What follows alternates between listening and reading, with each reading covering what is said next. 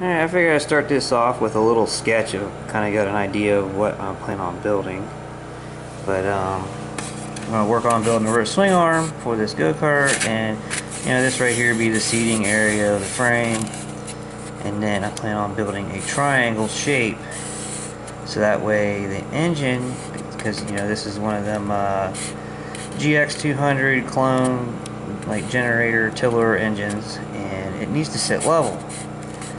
And I want the swing arm to have a look like it's preloaded kind of look. And so I'm going to make a triangle shape, and the axle hooked to the bottom of it, and it'll make it room for the big sprocket. I was thinking about doing a compound gear and having smaller sprockets, but it'll just be easier because it won't have as many chains. It'll just have one chain. I won't have to do two chains. And so that's what we're going to build right here is this. And the hinging point, I already have that made, and I'll show you what my plan is. Like you see here, I got some DOM, slides onto an axle. I could have made it out of one piece. This section here could have been just a piece turned down, but trash can didn't have the this is what the trash can gave me. So two pieces of DOM, one of them's welded to this here will get welded to the arm, and then this will get welded to the frame, and then that'll allow it to hinge. And then all I do is put like a Zerk grease fitting in here. Every once in a while I'll oil this up. And you figure, this thing's only going to be, working back and forth like a 1/4 of an inch, for the travel of the suspension. So, and it's good sized, so I think it'll hold up nice. I've seen other go-karts built, it's just a bolt going through some holes. So, I think this will hold up nice. Alright, I got the swing arm pieces cut. We got two box shapes here. There's one on top of the other. And I'll weld these together. And then these risers will go on the ends, inside. The two boxes will get welded together like that. And taper down,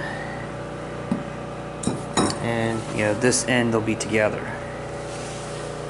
And then I'm thinking, I was thinking about like running one box inside of the other, and then you end up with just the thickness of one of them. But then the weld, these swinging, the hinging pieces on, I figured it'd be pretty cool and more stout, to weld these on. The two of these together, make a stronger welded area with the two of these. And then I got two pieces cut to go on the inside, and this will be to mount the engine up. So I'm gonna weld all these together and see what we got. Alright, so we got this rear swing arm engine mount thingy made, and I actually took it home and plugged my welder into the wall. Things I can take like this home, it's not too big, or whatever. It's a lot easier to weld it at home. And so we got it all welded up down through here, and so I'm gonna prop it up with my knee. Turned out really super straight. I mean, it ain't, perfect, but it's pretty good. The motor don't rock when it sits on it. So, anyway, I already had the motor sitting on here, and of course figured out exactly where I wanted it and drilled the holes. And this bar right here is going to be for a transmission mount, and I just pretty much figured out where I needed to put it. But I need to put the engine on here, and make a template for make mounts for the transmission. And then put the axle in there, figure out where it's going to be. What's going on, guys? Got all kinds of fun stuff going on today. The wheels, painted them all yellow.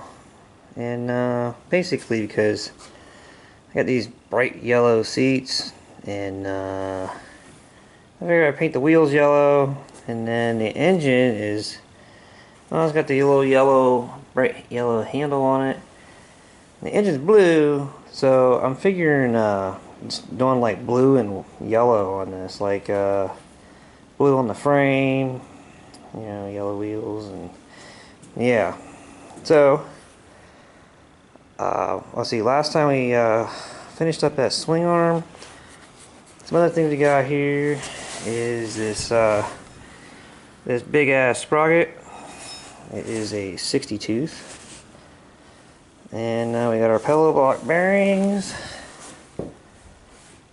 And yeah, so we're gonna figure out where this axle needs to go in this thing, because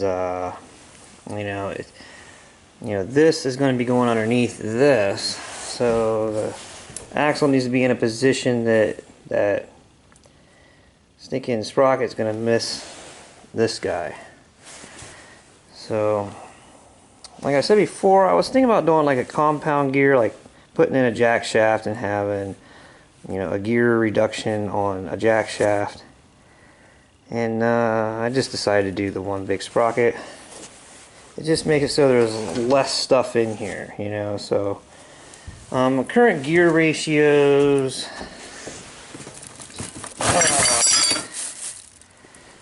of course we have the the Comet copy clone clutch on there, and then we're going to this transmission. And this thing, from best I can see, it's a 1.3 ratio, and then goes to this 10 sprocket, 10-tooth sprocket, and then we're going to go to a 60. I think it's 7.8 gear ratio times in this ratio by this ratio. It's like 7.8. I'm not sure if that ratio is going to work. If it's too high geared, then I'll end up putting in a jack shaft, because I'm not going any bigger tooth sprocket than a 60, and the money I spent on this will end up being wasted, because I'll end up buying a smaller one to put in, more gear ratio, basically, with the jack shaft. So hopefully, the tires I'm running is they're 20s, but they're not actually 20. I think you measure them, they're like 19.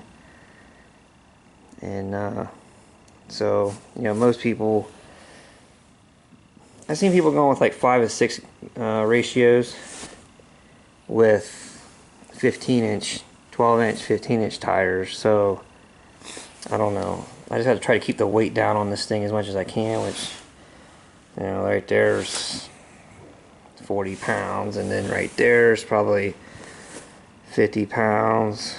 So, and then it's 2-seater. But, alright, let's mock some stuff up.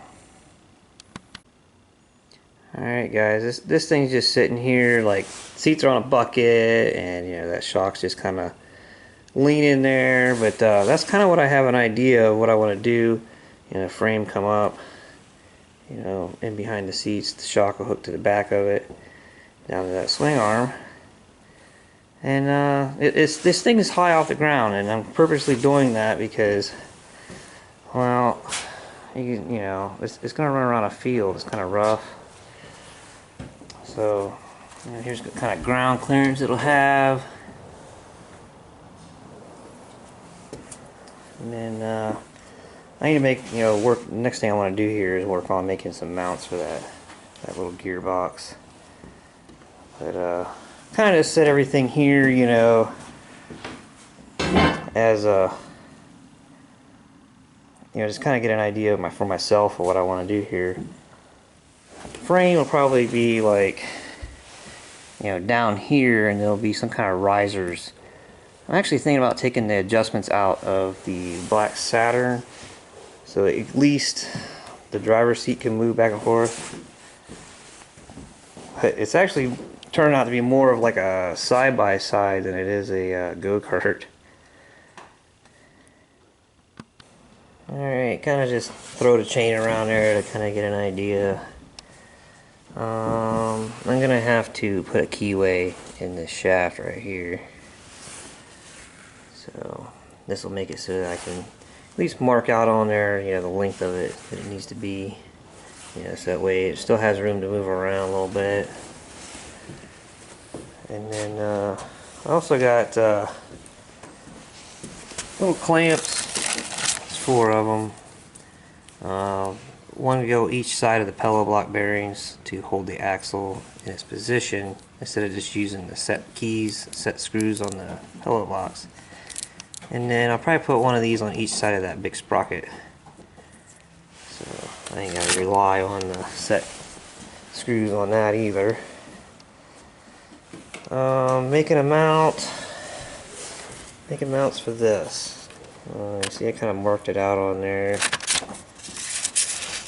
And then I gotta go get some like massively long 5/16 bolts. Oh, go across here. It's like 3 inches. Let's go up in here like this. Make pieces of metal like that, and then weld them in.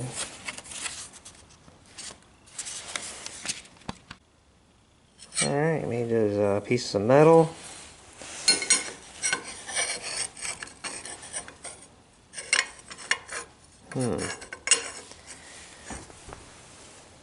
Something. I might have to cut it off and weld it right to the edge. It's like kind of crooked in there. Alright, let's see what we get. Alright, on the last take I was kind of lost as to why the mount wasn't fitting in behind the metal. And it just, everything wasn't pushed together all the way. But just going to weld those in right where they are. And then we'll have a transmission mount.